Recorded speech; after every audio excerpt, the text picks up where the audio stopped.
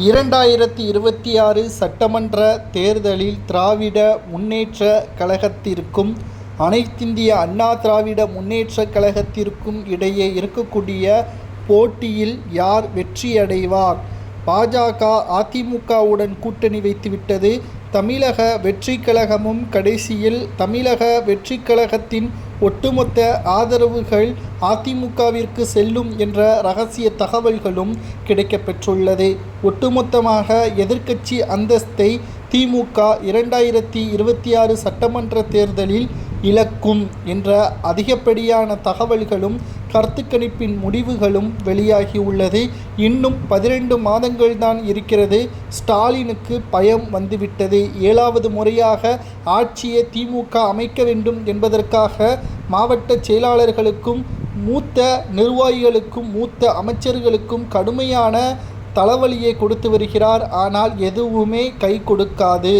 4 ஆண்டுகால திமுகவின் ஆட்சி சாதனையாக இருந்திருந்தால் நிச்சயம் 2வது முறை ஸ்டாலினை முதல்வராக பொறுப்பேற்பார். ஆனால் சொன்ன 505 வாக்குறுதிகளில் வெறும் 20% மட்டும்தான் நிறைவேற்றப்பட்டுள்ளது.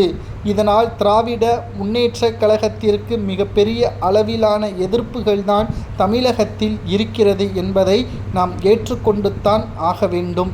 ஸ்டாலின் அவர்கள் வெற்றி வாய்ப்பு இருக்கிறதா என்று கேட்டால் நிச்சயமாக 20 முதல் 30 தொகுதிகள் வரைதான் திமுக கைப்பற்றும். மீதமுள்ள தொகுதிகள் தமிழக வெற்றிக் கழகமும் அனைத்திந்திய அண்ணா திராவிட முன்னேற்றக் கழகத்தின் கூட்டணியும் தான் வெற்றி வாய்ப்பை ஏற்படுத்தும் என்ற தகவல் தற்பொழுது கிடைக்கப்பெற்றுள்ளது. இந்த 4 முனை போட்டிகளில் 2011 திமுகவின் நிலைமை எப்படி மாறியதோ அதேபோல்தான் 2026 வரும்.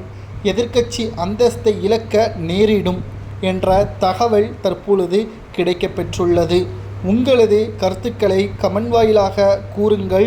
ஸ்டாலின் அவர்கள் வெற்றி வாய்ப்பு இருக்கிறதா அல்லது அதிமுக வெற்றி வாய்ப்பு மிக பிரம்மாண்டமாக இருப்பதாக செய்திகள் வெளியாவதை பற்றியும் தமிழக வெற்றிக் கழகம் எத்தனை தொகுதிகளில் வெற்றியடையும் என்று கேட்டறிந்த பொழுது 40 முதல் 60 தொகுதிகளில் வெற்றியடையும்.